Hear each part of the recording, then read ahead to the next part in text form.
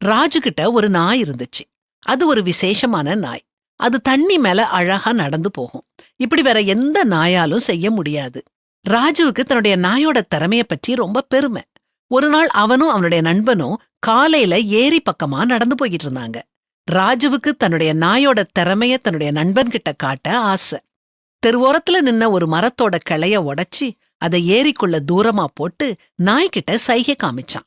அடுத்த நிமிஷமே நாய் ஏரிக்குள்ள குதிச்சு தண்ணி மேல ஓடி அந்த கிளைய எடுத்துட்டு வந்து ராஜு கிட்ட கொடுத்துச்சு. ராஜுவுக்கு ஒரே சந்தோஷம்.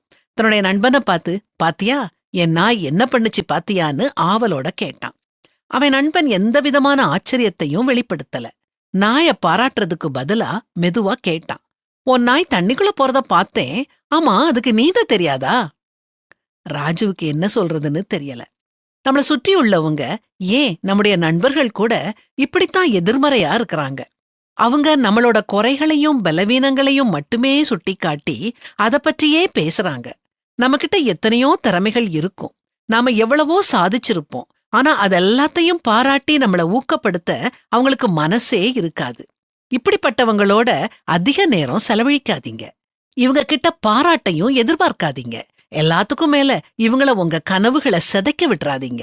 அடுத்தவங்க நம்மள பற்றி என்ன நினைக்கிறாங்கங்கிறது முக்கியம் இல்ல.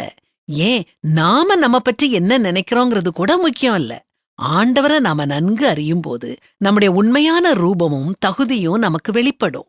பிரமிக்கத்தக்க அதிசயமா அவர் நம்மள உண்டாக்குனதுனால அவருக்கு நம்மள பற்றி எல்லாம் தெரியும். பரிசுத்த வேதாகமம் சொல்றத கேளுங்க. என் கருவை உம்முடைய கண்கள் கண்டது, என் அவயவங்களில் ஒன்றாகிலும் இல்லாத போதே அவைகள் அனைத்தும் அவைகள் உருவேற்படும் நாட்களும் உமது புஸ்தகத்தில் எழுதியிருந்தது. நம்ம படைச்ச ஆண்டவருக்கு நம்மள பற்றி தெரியும். அது போதும். அடுத்தவங்க கிட்ட நம்ம திறமைய நிரூபிக்க தேவை.